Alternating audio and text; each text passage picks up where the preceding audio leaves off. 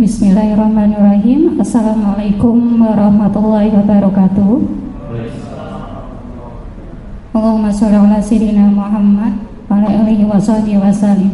Yang terhormat Bapak Irham Junaidi, SPDM PD, selaku mentor orientasi P3K dan sekaligus Kepala SMA Negeri 1 Kajen, dan tak lupa teman-teman seperjuangan P3K pada orientasi kegiatan saat ini.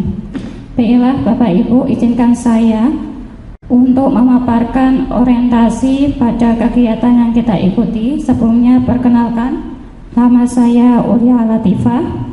Saya dari unit kerja SMA Negeri 1 Paninggaran, dan saya diamanai mengajar sebagai guru informatika atau TIK. Selanjutnya masuk kepada tahapan latar belakang. Kenapa saya jabarkan menjadi 3? Yang pertama ada current state atau kondisi pada saat ini. Kita memang berada pada kondisi untuk orientasi P3K. Di sini kita dirancang untuk agar memahami visi, misi, kemudian kebijakan organisasi, serta tugas dan tanggung jawab.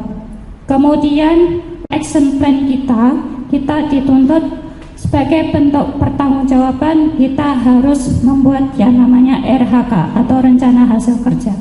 Kemudian yang ketiga ada desired state atau kondisi yang diinginkan. Kita selaku P3K diinginkan agar menjadi ASN yang memiliki nilai berakhlak dan etika terhadap tugas dan tanggung jawab.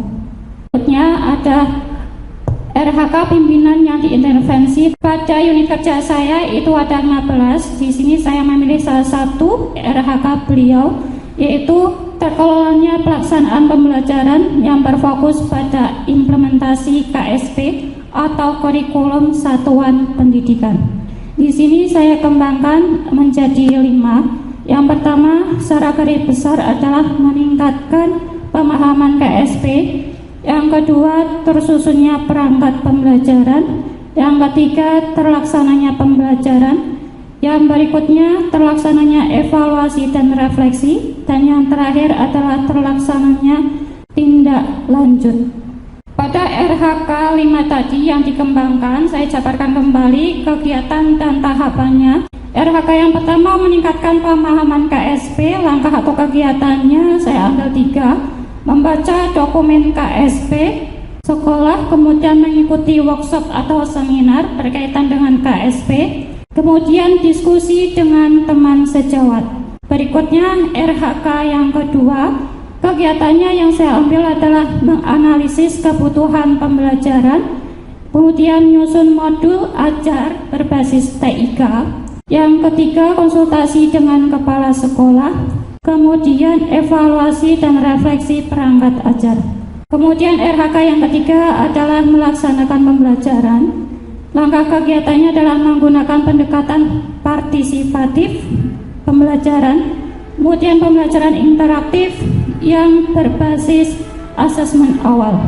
Kemudian RHK yang keempat, evaluasi dan refleksi, menyusun instrumen evaluasi, melakukan refleksi guru dan siswa, analisis hasil pembelajaran. RHK yang kelima adalah tindak lanjut. Langkah yang dilakukan adalah menganalisis hasil evaluasi dan refleksi, kemudian pelaksanaan tindak lanjut. Dari kelima RHK ini yang akan saya bahas terhadap inovasinya adalah RHK yang ketiga, yaitu melaksanakan pada proses pembelajaran. Laksanakan proses pembelajaran. Langkah yang saya ambil saya bagi menjadi 5. Yang pertama adalah langkahnya mengawali pembelajaran dengan kegiatan yang meningkatkan motivasi belajar anak. Langkah yang kedua adalah menyampaikan tujuan pembelajaran. Yang ketiga adalah melakukan asesmen awal. Langkah yang keempat sampai kelima adalah melakukan pembelajaran interaktif. Di sini saya menggunakan model pembelajaran game based learning, kemudian model pendekatan partisipatif. Pada inovasi RHK, kegiatan melaksanakan proses pembelajaran. Di sini saya menggunakan pendekatan partisipatif pembelajaran, Di sini dengan model pembelajaran saya menggunakan blended learning. Kenapa blended learning? Meskipun sudah tidak COVID, tapi saya tetap butuhnya namanya blended learning dengan memanfaatkan aplikasi Classroom sebagai tempat pengumpulan tugas. Kemudian pembelajaran interaktif yang berbasis asesmen awal. Di sini sebelum memulai pembelajaran, saya menyebarkan link Google Form terlebih dahulu kepada peserta didik saya. Kemudian pembelajaran interaktifnya, saya memilih salah satunya adalah bentuk permainan atau game. Pada layar depan itu ada asesmen awal, itu sebagai sampling atau contoh menggunakan link Google Form yang saya sebarkan ke peserta didik. Kemudian tampilannya seperti demikian. Kemudian pada pembelajaran interaktif atau game, sebelumnya saya beritahukan dulu kepada peserta didik CP atau capaian pembelajarannya. Salah satunya siswa mampu menjelaskan cara kerja komputer dan komponennya. Sebenarnya ini masih banyak lagi, saya ambil secara ringkas. Kemudian saya pilih salah satu tujuan pembelajarannya yang saya tampilkan di sini.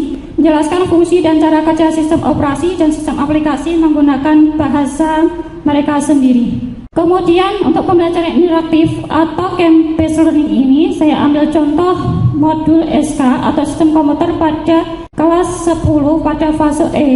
Di situ saya membuat instruksi terlebih dahulu game apa yang peserta didik harus dibuat. Saya memberikan 3 opsi. Mereka boleh main game, mencocokkan gambar, atau mencari perbedaan atau puzzle. Dan mereka memilih sendiri, menentukan sendiri sesuai keinginan mereka. Kemudian di dalam instruksinya saya membuat aturannya. Yang pertama, mereka harus mendownload, kemudian menginstal dan bermain game secara berpasangan. Kemudian membuat laporannya sekaligus dari Canva. Kemudian link Canva-nya dikirim ke Classroom. Nah, di depan ada contoh tampilan anak mengirimkan tugas mencocokkan gambar, kemudian mencari perbedaan, kemudian bermain puzzle. Linknya sebenarnya link Canva, itu saya konversi ke SID. Di depan di layar itu adalah contoh gambar atau foto dokumentasi saya saat proses pembelajaran. Mungkin dilihat dari sebelah kiri Bapak Ibu. Yang pertama itu saya menyampaikan dulu kegiatan hari ini kepada siswa. Kita mau ngapain aja, kita mau bahas apa aja. Kemudian di sebelah kanan Bapak Ibu itu ada foto saya sebelum memulai pembelajaran. Setelah menguraikan semua, saya memberikan pertanyaan pemantik terlebih dahulu. Dari uraian yang saya presentasikan, kesimpulannya ada 3. Yang pertama, pendekatan partisipatif dan interaktif. Di sini agar proses belajar lebih menyenangkan dan menarik. Kemudian model blended learning pada Classroom itu dapat memberikan fleksibilitas bagi siswa untuk belajar di mana saja dan kapan saja. Kemudian dengan memanfaatkan teknologi untuk mendukung proses belajar mengajar. Kemudian kesimpulan yang ketiga adalah asesmen awal. Asesmen awalnya adalah menggunakan berbasis teknologi. Di sini saya ambil contoh lewat Google Form. Di sini ada untuk mengukur tingkat pemahaman siswa. Di depan contoh salah satu tabel tadi RHK. Demikian presentasi orientasi pada kegiatan hari ini dari saya. Waktu dan tempat saya kembali lagi ke moderator. Baik, terima kasih Bu Ulia. Beri aplaus untuk Bu Ulia yang sudah presentasikan hasil RHK-nya. Baik, selanjutnya adalah sesi tanya jawab kepada Pak Irham. Kami persilahkan. Terima kasih. Selamat Bu Ulia Latifah yang sudah menyampaikan paparannya. Yang saya tangkap dari kegiatan ini, apa yang disampaikan Bu Ulia sudah memenuhi 1 RHK atasan, 5 RHK panjenengan, terus sudah menambahkan inovasi. Tadi disebutkan sudah bisa membedakan antara pendekatan, model, dan metode. Tadi ada pendekatannya, ada pendekatan partisipatif, itu berarti betul, itu pendekatan. Pendekatan interaktif, itu pendekatan, itu bukan metode, itu bukan model. Okay. Terus tadi juga sudah memahami tentang model blended learning, itu sudah. Jadi yang itu tidak saya tanyakan, karena sudah paham Bu Ulia, alhamdulillah sudah paham itu. Yang saya tanyakan tentunya, kalau saya itu pernah di SMA Paninggalan itu paling lama sebagai kepala sekolah, yaitu 7 tahun. Nih, karena budul jadinya orang mudun-mudun gitu. Yang sing kepala sekolah pinter, 2 tahun Paninggalan, 3 tahun wis midun gitu nggih. Saking bodone 7 tahun nunggak-nunggak terus ini. Tentunya permasalahannya kan banyak. Nah, permasalahannya banyak. Lah ini kan tadi berbasis teknologi nggih, berbasis teknologi. Tentunya ada hambatan. Hambatannya apa dan bagaimana penyelesaiannya? Matur nuwun. Baik, terima kasih Bapak Irham Junaidi, izinkan saya menjawab.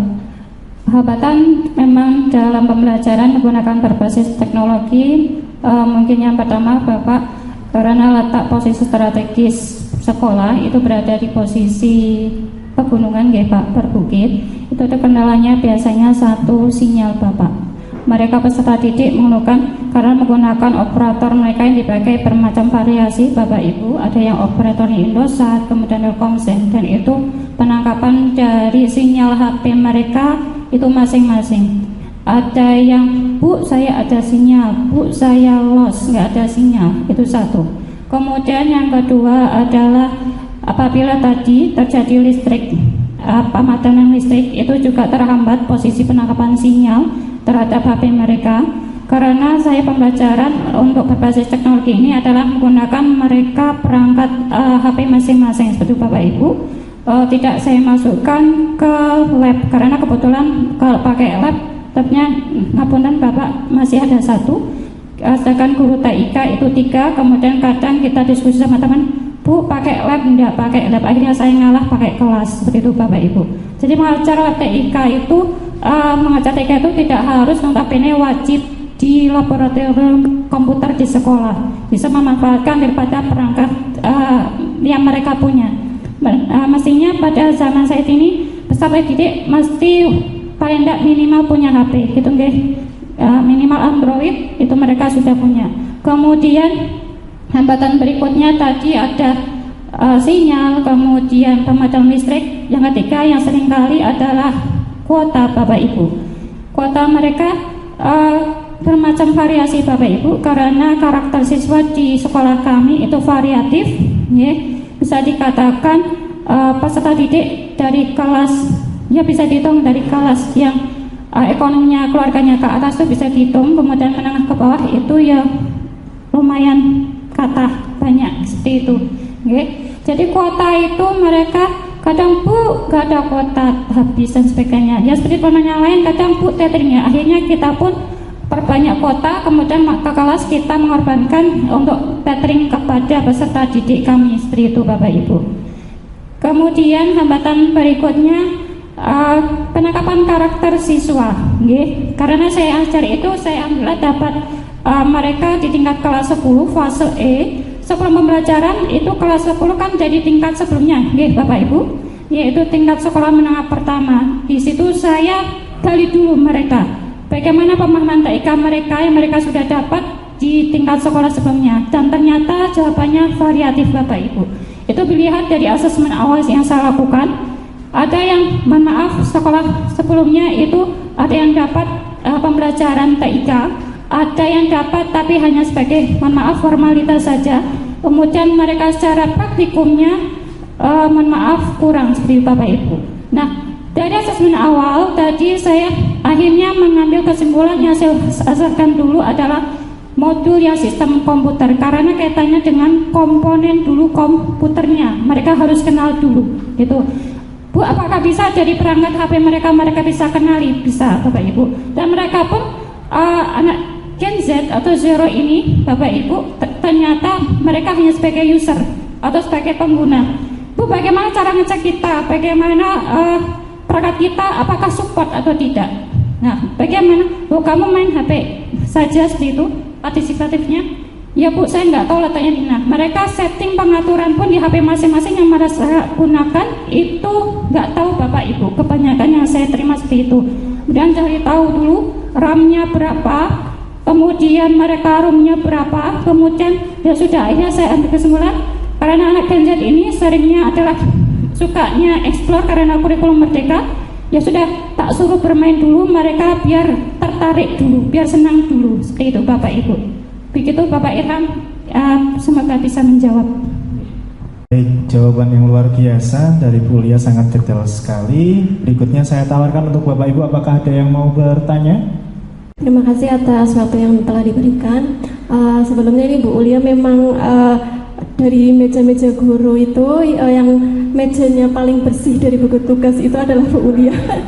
Karena pengumpulannya memang lewat aplikasi seperti itu. Izin bertanya Bu Ulia, hal lain apakah yang bisa diterapkan saat pembelajaran interaktif yang melalui permainan hanya dari media digital saja seperti itu? Terima kasih Bu Emma atas pertanyaannya. Izinkan saya menjawab Bu Emma dan rekan-rekan. Hal interaktif pembelajaran itu tidak hanya diterapkan pada berbasis teknologi atau digital seperti itu Bapak Ibu dan teman-teman semua. Itu bisa pembelajaran interaktif kita terapkan pada yang berbasisnya non digital gitu atau disebutnya manual. Nah, bagaimana apakah informatika bisa diterapkan seperti itu? Bisa Bapak Ibu. Yang pertama, kita memanfaatkan dulu fasilitas yang ada di sekolah, dan ini perihal di setiap kelas pasti punya fasilitas yang namanya whiteboard sama spidol. Kata Bapak Ibu. Di situ memanfaatkan whiteboard dan spidol, kemudian bisa membentuk dalam permainan secara berkelompok gitu permainan fisik secara berkelompok. Tadi sudah disebutkan misalkan dari Bu Emma, mereka berkelompok dibentuk tim, kemudian dari situ mereka membentuk yang namanya kolaboratif sebagai tanggung jawaban, kemudian kerjasama seperti itu. Nah, dari situ nanti mereka misalkan permainan fisik suruh baris satu persatu, kemudian saya ngasih soal, kemudian mereka menuliskan jawabannya di depan menggunakan fasilitas whiteboard dan spidol tersebut. Begitu Bu Emma, semoga bisa menjawab. Baik, terima kasih atas jawaban dari Bu Ulia.